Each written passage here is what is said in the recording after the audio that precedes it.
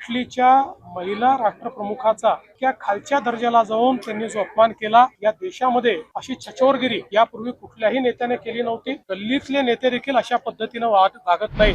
सुप्रियाताई काही म्हणू शकतात, पण हा प्रश्न जो आहे हा सर्वोच्च न्यायालयाच्या विचाराधीन आहे. आता सर्वोच्च न्यायालय या संदर्भात निर्णय देणार आहे, पण त्यापूर्वी लोक न्यायालयाने हा निर्णय 2024च्या विधानसभा निवडणुकीत दिलेला आहे आणि लोक न्यायालयाने शिवसेना ही सन्माननीय एकनाथराव शिंदेजींची आणि राष्ट्रवादी ही अजितदादा पवारांची आहे, यावर शिक्कामोर्तब केलेला आहे.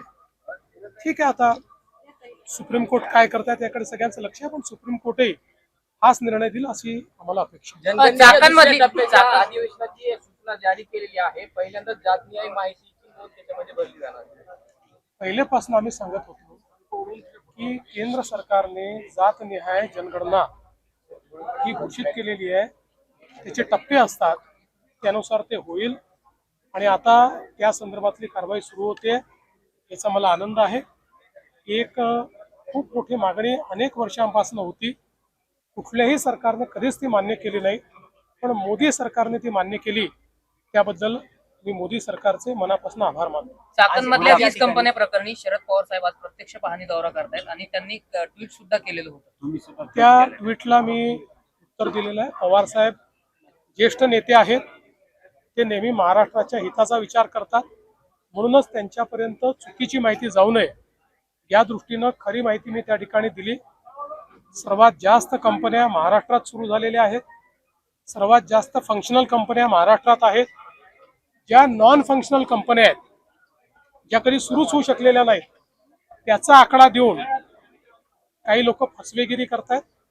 मात्र आता माझ्या ट्विट नंतर सगळ्या गोष्टी समोर आल्या आणि चाकणचा जो विषय आहे तो निश्चितपणे गंभीर आहे. तो आम्ही गांभीर्याने घेतलेला आहे. असं लक्षात येत आहे की 5-7 एजन्सीजमुळे त्याचा कोणी वाली नाही आहे. त्यामुळे जिल्हाधिकाऱ्याला त्याचा वाली करून त्यांच्या अंतर्गत सगळ्या एजन्सीजचं कोऑर्डिनेशन करण्याचा आम्ही प्रयत्न करतो आणि त्यातनं तिथले ज्या काही समस्या आहेत त्या आम्ही दूर करू. काल खरं म्हणजे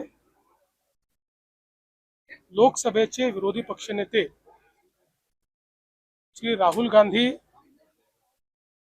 यांनी जो छिछोरेपणा केला तो कुठल्याही परिस्थितीत अशोभनीय अशा प्रकारचा आहे. ज्या प्रकारे देशाच्या प्रधानमंत्र्याचा तर अपमान केलाच, पण त्याचवेळी इटलीच्या महिला राष्ट्रप्रमुखाचा इतक्या खालच्या दर्जाला जाऊन त्यांनी जो अपमान केला, या देशामध्ये अशी छचोरगिरी यापूर्वी कुठल्याही नेत्याने केली नव्हती.